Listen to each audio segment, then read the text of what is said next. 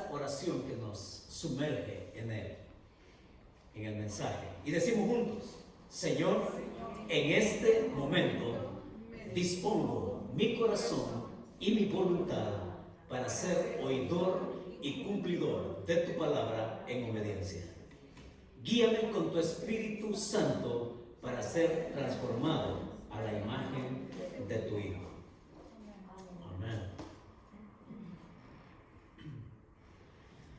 Pues se acerca la primavera, así como la conocemos, bella, exuberante en colores y también en muchas flores que la caracterizan. Los lugares se vuelven más así turísticos, que hasta el mismo desierto se antoja atractivo con sus famosos, esos colores y vestuarios silvestres, ¿no? Pero hay algo que a mí me avisa que la primavera está cerca. ¿Sabe qué es? No es el calendario, no es el 21 de marzo que me recuerda a mí que la primavera está cerca. Lo que me recuerda a mí cada año que la primavera viene es, miren, mi nariz. Mi nariz. Por la alergia que me ocasiona, por la incomodidad que me causa y porque me hace usar continuamente el pañuelo, porque me da dolor de cabeza, porque también me irrita los ojos y mi garganta, y porque también me da muchos estornudos constantemente y me hace descansar mal. A mí no me recuerda el calendario 21 de marzo que la primavera se acerca. Me lo recuerda mi nariz. Ahora, ¿cómo resuelvo eso? La manera en que yo resuelvo eso es con esto. Claritín. Es con esto que una pastilla diaria me permite a mí, oigan, disfrutar la primavera, incluso estar en algún jardín y rodeado de flores y cuanto polen caiga, pero para mí tomarme una Claritín diario, oigan, yo ando perfectamente toda la temporada de la primavera. Y lo mismo pasa cuando usted y yo nos enfermamos del famoso flu, de la gripe esa, que lo acuesta a uno, que le da dolor de cabeza también, que le viene con fiebres y con dolor de cuerpos y músculos, y que usted no puede dormir tampoco. ¿Y cómo se resuelve? Y se resuelve con pastillas, se resuelve con descanso, se resuelve con ahí una sopita caliente recién hecha, ¿no? Una sopita de pollo, ¿ya? Se resuelve. Y algunos, ¿saben qué hacen? Algunos también le agregan a la sopita de pollo, le agregan una buena untada de Big Vaporub en el pecho, en la espalda y en los pies. Y oigan, no hay gripe que resista eso, ciertamente. Ahora, esos son algunos padecimientos que se tienen y que sabemos cómo tratar con esos malestares. Pero hay otra clase de malestares que quisiéramos que hubiera una pastilla para quitárnoslo. Hay otro tipo de malestares en la vida que no se resuelve con descanso, ni con pastillas, ni con jarabe, ni con sopitas de pollo. Hay malestares en la vida que se llaman incertidumbre. Hay malestares en la vida que se llaman miedos, que se llaman dudas, que se llaman incertidumbres, ansiedades, y que nos las vamos encontrando día con día. Y quisiéramos que hubiera una pastilla que fuera la que nos permitiera resolver todo eso de una vez, pero no hay pastilla para eso. Aun cuando en la Biblia leemos aquellas preciosas palabras que dicen, no temas. Aun cuando en la Biblia leemos también que dice, por nada estéis afanosos. Aun cuando en la Biblia leemos aquella otra promesa de la Escritura que dice, echando toda vuestra ansiedad sobre Él. Y aun cuando la Biblia dice todo eso, nosotros necesitamos realmente ver que nuestro corazón es ahí donde se centran muchas cosas. En nuestro corazón encontramos aquello que nosotros vemos que la vida nos lleva por distintas situaciones Muchas veces no la sabemos manejar, pero la Biblia sí nos invita a que nosotros hagamos contrapeso. Porque el corazón, mis hermanos, cuando confiamos en el Señor, la vida espiritual se trata de hacer contrapeso. Y por eso es que el mensaje del día de hoy yo lo decidí llamar así, haciendo contrapeso, porque es un asunto de contrapeso. Venimos a la Escritura y si bien encontramos promesas, versículos y todo lo demás que son ciertas, que debemos creerlas, las circunstancias nos dicen que nosotros debemos estar siempre alertas, caminando como el Señor nos dice en medio de todo eso. Ahora, cuando vamos a la epístola a los Hebreos, el escritor continúa dándole exhortación final a sus lectores. Y ellos ahí han escuchado claramente la verdad acerca del Señor Jesucristo. ¿Quién es Él y qué fue lo que hizo también? Vimos el domingo anterior que lo que Él les ha explicado es la verdad completa, no a medias. Es una verdad completa y en verdad dice Él ahí que es en ella que ellos deben ser perseverantes. Ahora, también el pasaje nos anima entonces a que sigamos alerta. Mire, dentro de la preocupación del escritor, al final de su epístola hay un tremendo corazón pastoral. Hay una preocupación honesta. Hay una preocupación espiritual que igual nos alcanza para nosotros hoy. Y pareciera como que el escritor estuviera hablando de nuestro mundo actual cuando vamos a leer lo que vamos a leer ahora. Parecería que él no está hablando en el primer siglo. Parecería que el escritor está hablando a nosotros, cristianos del siglo XXI, como que si hubiera amanecido el día de hoy, enterándose de todo lo que está sucediendo, para dejarnos una exhortación como la que encontramos en Hebreos, capítulo 13, versos del 7 al 10. ¿Dónde hemos de ir ahora? Vamos a Hebreos, capítulo 13, versos del 7 al 10. Ahí vamos a estar en estos 4 versículos nada más. Hebreos 13, y en la primera parte de nuestro mensaje hoy, versículos del 7 al 9. Mire qué tan actualizado está este hombre. Mire hasta dónde podemos nosotros identificarnos con lo que él está diciendo acá. Versos 7 al 9. Dígame sí, que lo tiene frente a usted y que lo quiere leer conmigo, así, con ganas. Verso 7 dice entonces: acordaos de vuestros pastores que os hablaron la palabra de Dios. Considerad cuál haya sido el resultado de su conducta e imitad su fe. Jesucristo es el mismo ayer y hoy y por los siglos. No os dejéis llevar de doctrinas diversas y extrañas, porque buena cosa es afirmar el corazón con la gracia, no con viandas que nunca aprovecharon a los que se han ocupado de ellas. Acá el escritor nos lleva entonces a lo primero que él le presta atención.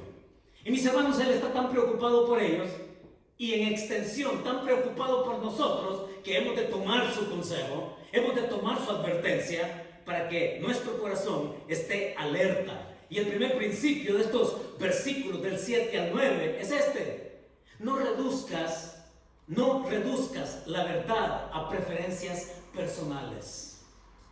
No reduzcas la verdad a preferencias personales. Recordemos que él ha hablado que la palabra de Dios es completa. Y lo que él ahora va a decir es que no seamos selectivos con aquello que solamente me puede gustar. Que me guste lo bueno, pero que me guste también donde me pone frente a los retos y desafíos que significa ser un hijo de Dios. Ahora, en estos versículos, el autor está preocupado por algo que él ya está viendo en su tiempo y que a lo largo de la historia del cristianismo también ha venido creciendo y multiplicándose y convirtiéndose en todo un movimiento que va contra los principios de la Escritura. En este caso, él está hablando de enseñanzas variadas y extrañas. Está hablando de que estos tenían o podían, en la renuncia podían estar peligrando regresar al judaísmo y regresar a aquello de lo que habían salido. Aquí el autor nos lleva a cosas muy importantes, mis hermanos, que les invito a que chequeemos bien el asunto. En el versículo 7 dice ahí: acordaos de vuestros pastores. Y la palabra que usa aquí para pastores son aquella palabra que identifica a la persona que mantiene a un rebaño en dirección a la verdad. Acordaos, dice, de aquellos que los lideraron a ustedes y que les llevaron de manera directa y firme en la palabra de Dios. Es estos pastores o líderes que ya habían muerto, muchos de ellos incluso. Algunos estaban vivos y ellos podían alimentar su alma, su corazón, su espíritu con las enseñanzas que estos hombres espirituales tenían claro debían de dar. Acordaos entonces de vuestros pastores. Y en este caso, mis hermanos, lo que yo entiendo del versículo 7, 8 y 9 es que nosotros sepamos filtrar. Que sepamos filtrar a la persona que enseña o a la persona que predica basados en la verdad. Vaya, si no es un filtro necesario en nuestro tiempo. Necesitamos nosotros, tanto así, ser filtrados por la verdad de la palabra, que yo necesito pedirles a ustedes algo. Necesito pedirles, mis hermanos, para que tengamos claro qué es lo que se fundamenta o en qué es lo que se fundamenta esta iglesia. Usted vaya a su casa después de estar aquí, después de escuchar el sermón, y vaya y pueda usted ver detenidamente si lo que se predica en esta iglesia es bíblico. Así lo quiero retar. Así de claro, tal cual el escritor acá está haciendo alusión a este aspecto, porque les está diciendo a ellos: acuérdense de aquellos que les predicaron la verdad, de aquellos que murieron predicando esa verdad. Varios de ellos todavía estaban vivos y ellos continuaban predicando la verdad. Sí, y cuando hablamos de la verdad, mis hermanos, es de la verdad completa, no aquella palabra que puede ser selectiva, de aquella que puede ser preferencial, sino de aquella que me demanda también a mí cómo tengo que ser, que nos demanda a todos cómo debemos de ser, caminando en esa verdad. El que te anima a tomar decisiones conforme a la verdad. El hombre está siendo realmente firme en decir: sigue a la persona que te guía de acuerdo a que tu vida se enmarque en la verdad de la palabra. Y mis hermanos, aquí hay un ejemplo bien lindo en la escritura. Porque cuando leemos, por ejemplo, en Hechos capítulo 17, fíjense que así nació la iglesia. En Hechos desde el capítulo 1, donde se habla que los líderes apóstoles fueron parte de aquel momento del Pentecostés, desde cuando comenzó la iglesia, estos lideraron la iglesia, y Hechos lo que nos cuenta es cómo nace la iglesia y cómo se multiplica la iglesia. Y cómo estaban aquellos líderes frente a esa congregación incipiente al principio, pero creciente después, que se contaba por miles. Pero vemos a Pablo cómo él recorre ciudad tras ciudad, los continentes. Pero hay algo interesante. Es el ejemplo que les traigo. Y para repetirles a ustedes el reto de cómo ustedes también tienen que verse siendo parte de esta congregación. Y sin temor a decirlo. ¿Sabe por qué? Porque yo desearía que los miembros de esta congregación fueran semejantes a los miembros que se habla allá en Hechos capítulo 17. Se lo resumo. En Hechos 17 usted va a leer que el apóstol Pablo llega a Tesalónica. Y que ahí en Tesalónica él comparte el evangelio. Dice que va a la sinagoga judía y que ahí discute con los judíos. Y lo que Pablo habla es la verdad de Jesucristo, el evangelio. Y si bien hay algunos que creen, hay muchos que no creen. Y se arma un gran alboroto. Dice ahí que se arma un gran alboroto en contra de la verdad. Luego que Pablo sale de Tesalónica, entonces él llega allá a Berea. Y de igual manera, Pablo llega a la sinagoga y ahí él predica el evangelio. Y ahí le enseña la verdad. Pero lo que se dice de Berea, de los miembros de la ciudad de Berea, dice que estos al oír a Pablo, oigan, a Pablo, nada más y nada menos. Cuando estos oyeron a Pablo, dice que día a día ellos regresaban a su casa y leían en la escritura si lo que Pablo predicaba era cierto. ¡Wow! ¡Qué lindo!, ¿no? Y si ustedes me preguntan, ¿qué expectativas tengo yo como pastor de ustedes? Mis hermanos, no puedo tener menor expectativa que esa misma. Que ustedes vayan a su casa y que lean en la palabra si lo que el pastor Héctor predica es de acuerdo a la verdad. Porque si hay algo que yo tengo bien claro, hermanos, es que todos, por igual, parejo, necesitamos ser expuestos a la verdad que realmente transforma, que nos guía y que nos lleva hasta el final del camino. Y una de las cosas que para mí tengo bien claro, también como pastor, es que yo tengo que velar por la salud de los miembros. Y cuidar la salud de los miembros significa para mí advertirles cómo anda el mercado religioso allá afuera, para que no nos dejemos engañar y para que no nos volvamos selectivos de esto que me gusta o de esto otro que me parece bien. Porque eso es lo que escuchamos allá afuera cuando oímos de predicadores. Oímos de pseudo pastores y lo peor es que se llaman pastores. Y cuando pensamos en el filtro del comunicador, tiene que ser con base en la palabra. ¿Qué es lo que predica? ¿Qué es lo que predica esa persona? Y déjenme decirles algo. Me tocó investigar fenómenos religiosos en una de mis clases. Y lo que se ha venido a conocer como sociología eclesiástica. Y de pronto hay un movimiento moderno, y qué bueno que se lo puedo decir, para que, mis hermanos, nosotros sepamos discernir la verdad. Y discernir la verdad cuando escuchamos también cualquier otra clase de discursos allá afuera, por muy bonito que suene, pero en este análisis que me tocó hacer, pude encontrar todo un movimiento que ha venido a llamarse, oiga, movimiento atraccional. Y que se ha venido a conocer como iglesia atraccional. Y usted se pregunta, bueno, ¿y qué es eso? La iglesia atraccional o los líderes atraccionales son esos grupos en donde la iglesia depende de una personalidad. Donde la iglesia depende de un personaje, de un hombre con un nombre, que sea famoso, que sea atractivo, que sea, ¿cuál es la palabra? Carismático, sí, que domine el escenario. Y oigan, yo he visto superestrellas así, ciertamente. Pero lo que predican, oigan, está pero tan lejos de la verdad.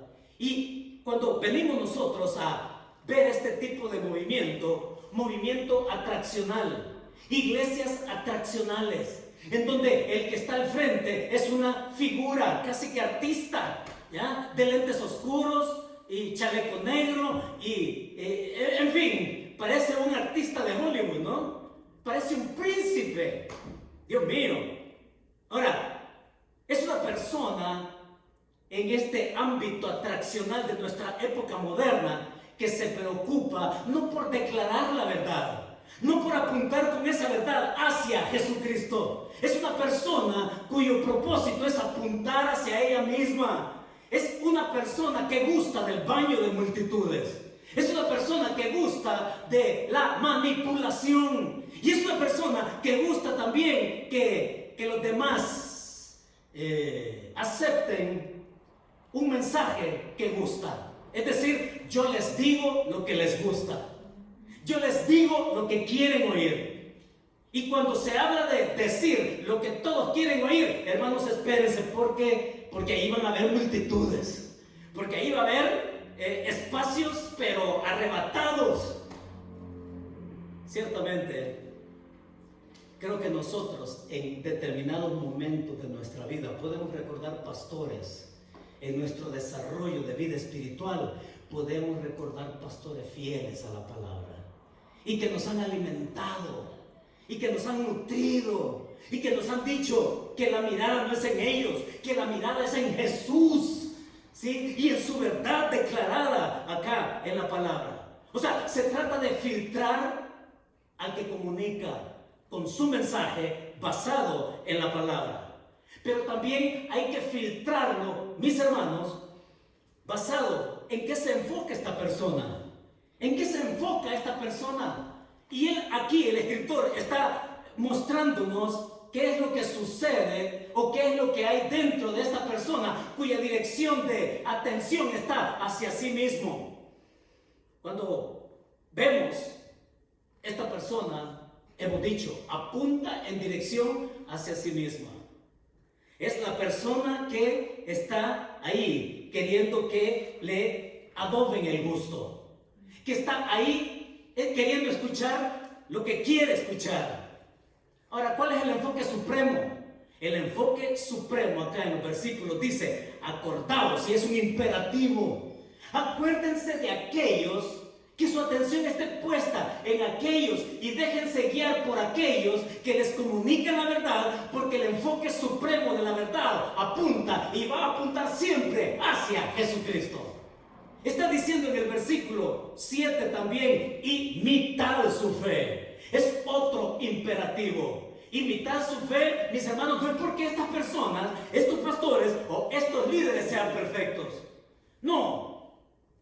Imiten su fe porque han sido personas que en medio de tanta adversidad han sabido perseverar en la verdad, la han sabido enseñar e incluso han llegado hasta el final de su vida creyéndolo. Entonces, ¿cómo es que nosotros podemos venir a nutrir nuestra alma con esto que dice el versículo 7, 8 y 9? Es el enfoque supremo de Jesucristo, punto. Tanto que él lo va a destacar ahí en el versículo 8. Jesucristo es el mismo, ayer y hoy y por los siglos. O sea, ¿por qué tiene que decirlo así? Es porque todos aquellos que predican la verdad y se centran en la palabra y que apuntan a Jesucristo van a tener su tiempo así de expiración en esta tierra. Nos vamos a morir. Pero Jesucristo sigue siendo la verdad encarnada. Jesucristo sigue siendo la persona a donde tiene que estar nuestros ojos. El corazón, mis hermanos, radica donde nuestras decisiones van a tornarse en una vida de dependencia o una vida alejada del Señor. ¿Qué clase de mensaje? Dice ahí que os hablaron la palabra de Dios. ¿Sabe qué tienen de peculiar estos grupos que se conocen como atraccionales? Es que lo que usted va a escuchar es psicología. Lo que va a escuchar es pensamiento positivo. Lo que usted va a escuchar es una mezcla de esoterismo incluso. Y cuando usted, oye, esto es tan así que el gran problema que yo tengo, ¿sabe cuál es el gran problema que yo tengo? El gran problema que yo tengo no es con ellos. No es con ellos. El gran problema que yo tengo son con los cristianos. Son con aquellos que no saben discernir la palabra de Dios cuando escuchan algo que tiene que ver más con psicología o pensamiento positivo o una mezcla de esoterismo. No saben discernir entre eso y la palabra de Dios. Ese es mi gran problema. Mi gran problema es que hay cristianos que prefieren ir a ese lugar porque las instalaciones son bárbaras, porque son templos suntuosos, porque ahí se rifan carros, porque ahí hacen toda clase de rifas y ahí se pasa bien chévere. Y cuando se para esa persona frente a todo, lo que dice es bien bonito, gusta, eso es lo que yo quiero. Y mis hermanos, el evangelio es otra cosa. El evangelio es otra cosa, está diciendo acá el autor.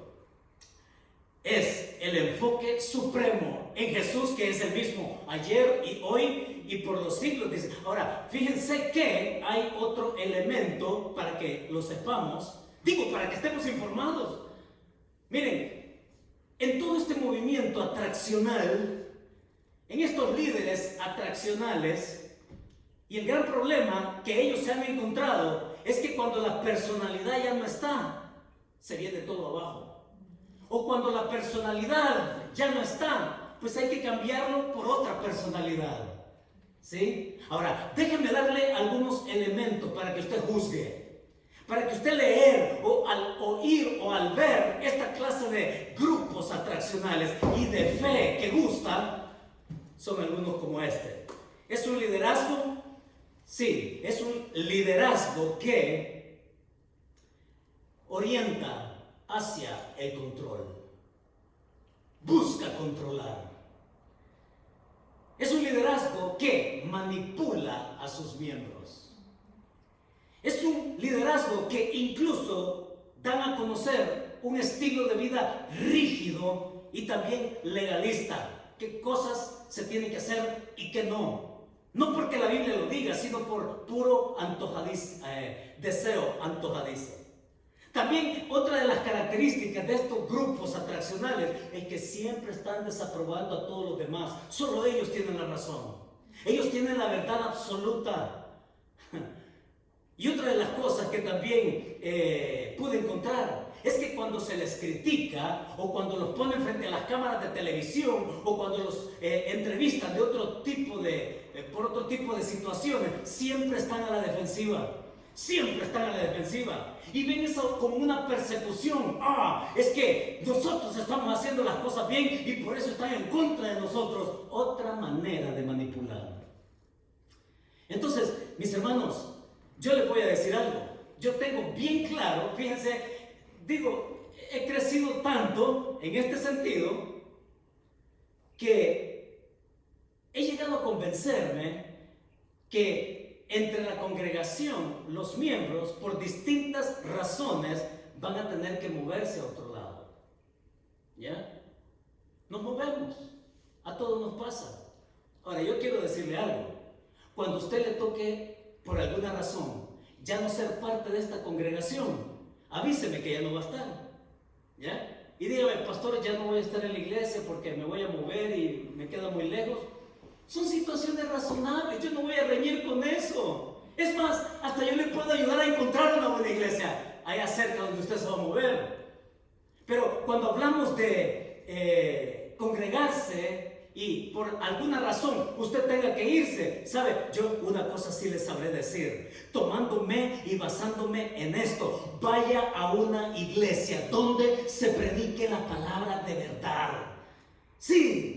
Vaya a una iglesia donde su corazón pueda seguirse nutriendo, creciendo, desarrollando y también siendo útil. Si una de las cosas que yo le he dicho a tantas personas que ya no están aquí por alguna razón, les he dicho, vayan a donde lleguen, pero den el doble de lo que han dado acá.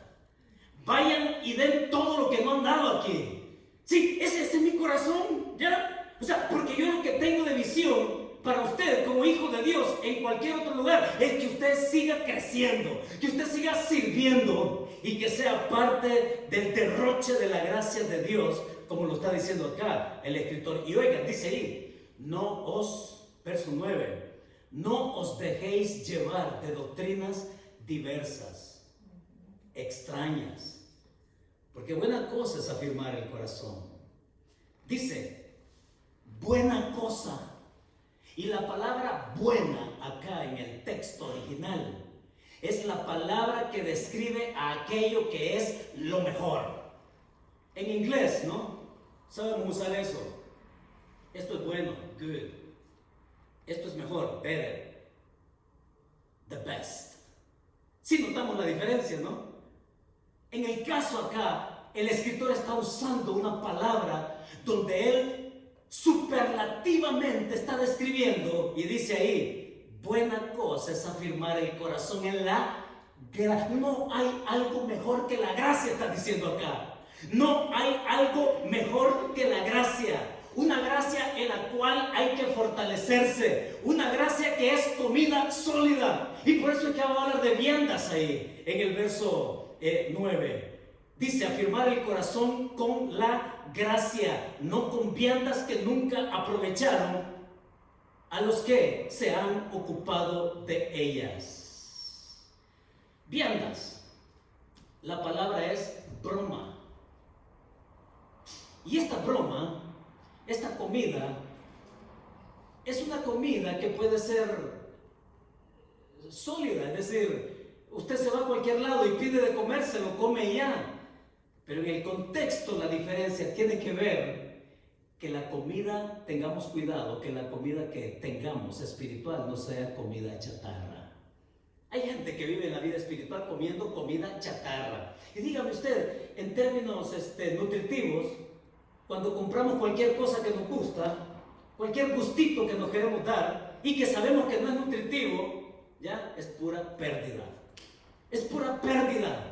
Comer comida chatarra no me alimenta. Comer comida chatarra no me nutre. Y la comida chatarra a la cual se refiere el autor es aquella comida que no te contribuye a discernir esto de herejías, esto de grupos, esto de enseñanzas extrañas y variadas. Cuando tú comes comida chatarra, no puedes discernir eso, está diciendo el autor. Entonces, para que sí puedas discernir, entonces prefiere la buena, la mejor, la que sí te nutre, que te hace discernir, que te hace excepcionalmente satisfecho.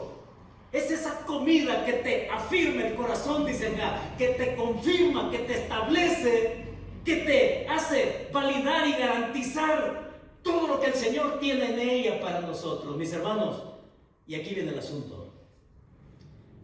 Cualquier grupo, y esto es uno de los filtros que yo me pongo, cualquier grupo que demerite cualquier aspecto de la gracia de Dios, es un grupo de enseñanza extraña. Es un grupo de doctrina tóxica. Es un grupo de enseñanza que nos pone en peligro de exponernos a esa preferencia. Sí, podemos entender el corazón del autor acá, que nosotros podamos ser ahí, dice, de comida buena, afirmar el corazón, y no aquellos que comen comida chatarra. Aprendamos a discernir. Y aprender a discernir, mis hermanos, es aún cuando pasamos por circunstancias que son duras. Hombre, ¿cómo puedo discernir yo las circunstancias que me están sucediendo? ¿Qué pasa cuando yo no logro encontrar un significado a las crisis que vivo? Y es porque a lo mejor estamos comiendo comida chatarra. Cuando nosotros vemos la palabra de Dios, encontramos que siempre hay un propósito. Y mis hermanos, miren, no es que usted tenga que cambiar cosas que son naturalmente razonables en nuestra vida cuando enfrentamos crisis. Por ejemplo, muchos piensan que el corazón es como un vaso, ¿no? El vaso que se llena, que el corazón que se llena de tristeza. Y oiga, estar triste no necesariamente significa ser menos espiritual. Estar triste es válido. De hecho, es la reacción natural cuando perdemos o un ser amado se ha muerto. Estar triste, ¿ya? O cuando estamos apretados con alguna situación en especial, nos preocupamos. Es que la preocupación es la reacción natural de algo que no podemos tener el control. Y muchas veces vemos el corazón como un vaso que tiene tristeza y tiene preocupación. Y pensamos que para que el corazón esté bien hay que vaciar de eso y hay que llenarlo con sentimientos alternativos. No, no es eso, hermanos. Parece que cuando venimos a la Biblia, lo que sí la Biblia nos dice es que en nuestro corazón podemos tomar decisiones que hagan contrapeso con aquellas cosas que suceden, con aquellas cosas que sufrimos. Déjenme ilustrárselo así.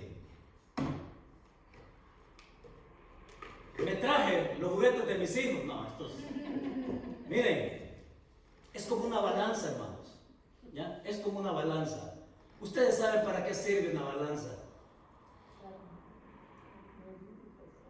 Y la balanza, nosotros aquí, ¿cómo manejo mis miedos? ¿Cómo manejo mis ansiedades? ¿Cómo manejo mis dudas? cómo manejo mis incertidumbres. ¿Y saben qué es lo triste? Es que muchas personas caminan el día de hoy y se levantan el día de mañana así, caminando así, y no es que quieran volar, es porque andan con una vida desnivelada, inestables. Viven con sus incertidumbres, con el peso de sus miedos, incertidumbres y dudas, y no aguantan. Y lo que el escritor está diciendo, aliméntate con la buena palabra. Porque cuando nos alimentamos de la buena palabra, entonces mi desánimo dice, ora. Y hermanos, cuando nosotros oramos, el escritor nos recuerda que somos familia de fe, que caminamos por fe. ¿Qué hago con mis incertidumbres? Pues también congrégate. Congregarte te hace ver que otros también están luchando, que somos una familia y que nos podemos sostener unos a otros. ¿Y qué hago con mis miedos?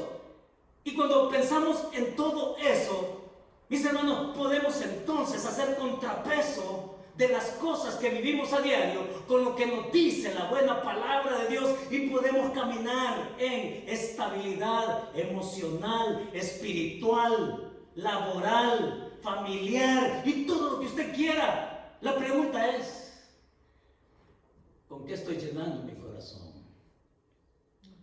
¿Con comida chatarra o con comida buena, de la que hay que leer, de la que hay que meditar, con la que nosotros podemos venir y recordar que el Señor está con nosotros todos los días hasta el fin del mundo? Quisiéramos, ¿no? Quisiéramos que con una pastilla se quitara todo esto, pero no, mis hermanos. El escritor nos va a decir algo más, y lo que nos va a repetir ahí en el versículo 10, noten de qué manera lo va a decir. Es que teniendo la verdad a disposición, todos los elementos de gracia que están a disposición nuestra y que nos hacen contrapeso con aquello que naturalmente día a día nosotros luchamos, y para caminar entonces balanceados, él va a decir lo otro en el verso 10. Y dice ahí, tenemos un ¿qué? Tenemos un altar del cual no tienen derecho de comer los que sirven al tabernáculo. Tenemos, dice, un altar. Y note que hay un antes y que hay un después acá. El principio que nos deja acá: mantén tu corazón en la continua cercanía con Jesucristo. Mantén tu corazón en la continua cercanía con Jesucristo. Es que el mayor ejercicio de gracia, mis hermanos, tiene que ver con acercarse. Por eso es que está diciendo ahí en el verso 10, el después, del cual dice, no tienen derecho de comer los que sirven al tabernáculo. Y yo le pregunto, ¿quiénes eran los que servían al tabernáculo? Los sacerdotes, los levitas, que llegaban hasta cierto punto y más allá no podían llegar. Estaban restringidos en su acceso a la presencia misma del lugar santísimo. Y aquí el escritor está diciendo, mire, tenemos un altar. Y mis hermanos, ¿a qué altar se refiere? El altar, mis hermanos, tiene que ver con lo que en el Antiguo Testamento apenas era una figura, era una sombra de lo que había de venir. El altar dejó de ser un lugar. El altar vino a ser una persona. Tenemos a Cristo, está diciendo el autor. Tenemos a Cristo, y con Cristo nosotros podemos entonces disfrutar de toda la gracia que el Padre tiene para nosotros. ¿Se da cuenta usted la medida esa? ¿Hasta dónde puede llegar? Otra vez, hermanos, tenemos todo el recurso de gracia para disfrutar todo lo que Dios tiene para nosotros como sus hijos y caminar e ir adelante. Ahora, hay algunas cosas en esto de la gracia. Tenemos un altar, y ese altar, cuando pienso en cuáles fueron los elementos de gracia, le quiero recordar al menos 3 el día de hoy. Un elemento de gracia, mis hermanos, fue el mismo Calvario. En esa Gólgota, en esa montaña del Gólgota, de la calavera, es un lugar de gracia. Cuando pensamos en la cruz también es otro elemento de gracia, de tortura y de muerte, una muerte de gracia por nosotros. Cuando pensamos en la mesa del Señor, que es lo que hemos celebrado hoy, miren, es interesante, pero cuando Jesucristo celebró la mesa suya, ¿se recuerda usted? La noche que fue entregado, tomó pan. Ahí estaba con sus discípulos.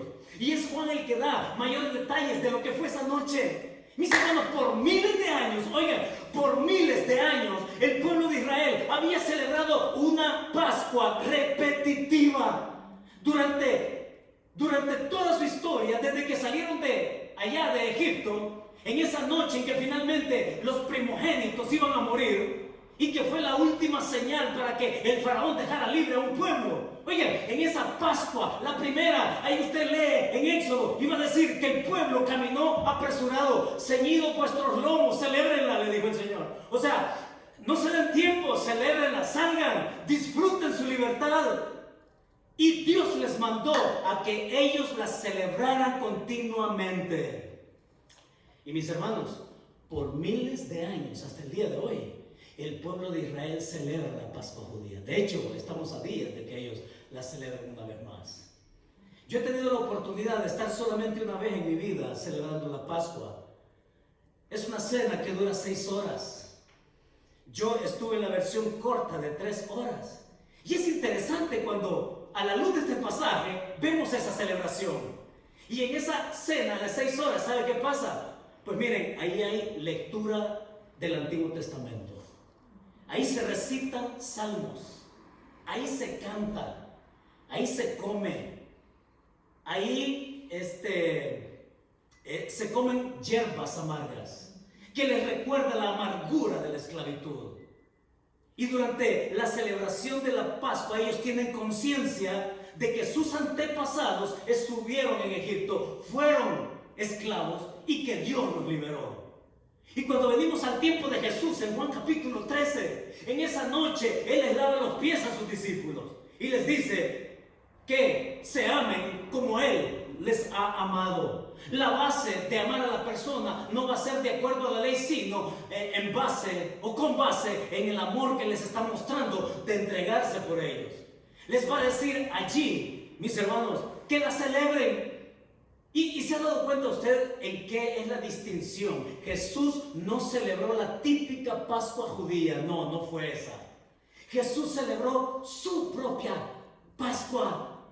Hasta ahí iba a llegar la celebración que por miles de años se había mantenido. Pero es que por eso Jesucristo dice, este pan es el cuerpo que por vosotros se parte. Ya no va a ser tampoco un animal en sacrificio. Esta sangre es el nuevo pacto con ustedes. En otras palabras, se da cuenta que por qué usa vino y no hierbas y otra cosa que celebra la cena de la Pascua. ¿Por qué tiene que usar vino? Y mis hermanos, el vino es un símbolo de júbilo en la Biblia.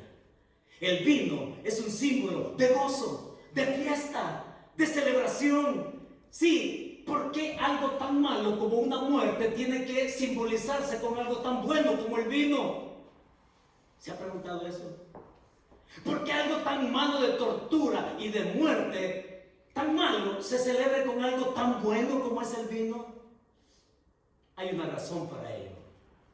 Mis hermanos, la muerte se celebra con gozo. El sufrimiento se celebra con fiesta. Y la sangre también se celebra con júbilo. Es que ya no se va a tratar de una liberación física de esclavos. Se va a tratar de una liberación espiritual del pecado para perdón y para salvación eterna. Jesús celebra una Pascua distinta a lo que había sido todo el historial judío. Entonces, cuando el escritor dice aquí, tenemos un altar, no se refiere a un lugar. Se refiere a una persona en la cual en Él tenemos todos los elementos de gracia para caminar en comunión con Él. Es este principio hermoso. Mantén tu corazón en la continua cercanía de Jesucristo. De eso es. Acercarnos para recordar. Por eso es que cuando venimos aquí y celebramos, en memoria de mí. Es que entonces yo puedo recordar cómo fui rescatado. Es por eso que el vino tiene sentido para mí.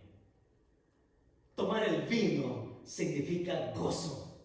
Tomar el vino para él, hermanos, fue ver el gozo más allá de la muerte. Poniendo el gozo delante de sí, dice, sufrió la muerte. Entonces Pablo va a decir también a los corintios, ¿no? Porque él es nuestra Pascua, la que se entregó ya de una vez y por todas, para que gustemos de ese altar. Verso 10 entonces dice, tenemos un altar. Ese altar se llama Cristo. Ese altar se llama gracia. Ese altar viene a ser el recurso diario que nosotros disponemos para saber caminar en cercanía con el Señor. Entonces, ¿cuál es a qué conclusión podemos llegar nosotros? Mis hermanos, es un asunto de contrapesos. Las preocupaciones, mañana mismo podemos sumar algunas cuantas. Incertidumbres y que nos pueden desnivelar nuestra vida. Haga contrapeso. Métase en la Biblia. Medite en la Biblia. Conozca a ese Dios. Órele a Él. Y que todo eso sea contrapeso. Mis hermanos, es que no vamos a evitar la realidad, pero sí podemos caminar, dice ahí el versículo 9 al final. Afirmar el corazón con la gracia, no con viandas. Entonces tenemos algo hoy que hacer. Lo que tenemos que hacer es usar esos recursos que el Señor nos ha dado. Y la gran verdad entonces que nos quedamos, miren, es precisamente lo último que hemos dicho. Mantén tu corazón en la cercanía con Jesucristo. Mantén tu corazón en la continua cercanía con Jesucristo. De eso se trata, hacer contrapeso y poder discernir a aquellos que nos quieran distraer, que nos quieran desviar, y que podamos nosotros ser una iglesia que caminamos en la verdad que el Señor nos ha dado. Y con eso dicho, oramos también, ¿sí? Padre, muchas gracias en esta mañana. Tú eres el dador, Señor, de todo lo inmerecido que hemos recibido. Gracias, Señor, porque en tu gracia nosotros podemos entender nuestra vida el día de hoy y aquello que nos está pasando, Señor. Porque en tu gracia podemos vivir también en la esperanza. En tu gracia, Señor, podemos discernir las doctrinas extrañas, tóxicas, que nos quieran desviar, Señor, de tu verdad.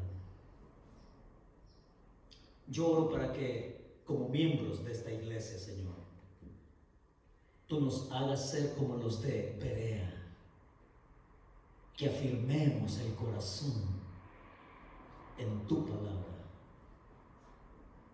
y haznos seguir a aquellos que nos animan a caminar en tu verdad. Y que podamos, Señor, también conscientemente vivir agradecidos y dependientes en un caminar continuo, Señor, con Jesucristo. Que la misma celebración el día de hoy nos permita ser conscientes en una renovación de votos de dónde tú nos has sacado y de cuánto, Señor, podría significar tener el pan y la copa en un día como hoy. Ruego que tu Espíritu Santo, Señor, que es el que tu Hijo mismo enseñó que nos iba a declarar todas las cosas acerca de Él, que podamos ser dóciles a lo que tu propósito, guiándonos, podamos tener una vida complaciente para ti. Avívanos, Señor, en tu palabra. Santifícanos en tu verdad, porque tu palabra es la verdad. Y danos el discernimiento, Señor, para que podamos estar alerta del peligro de aquellos que desvirtúan tu gracia, Señor. Pero haznos ser hijos tuyos que ensalcen tu gracia por la vida que en Cristo tú nos has dado. Ayúdanos, Señor, a alimentarnos con la buena gracia que tú nos has mostrado en tu Hijo, en tu palabra, con tu Espíritu Santo, el día de hoy, cada día, Señor, en medio de cualquier circunstancia. Te bendecimos, Padre, y te damos la gloria en el nombre de tu Hijo Jesucristo. Amén. Amén. Mis hermanos, que Dios nos bendiga.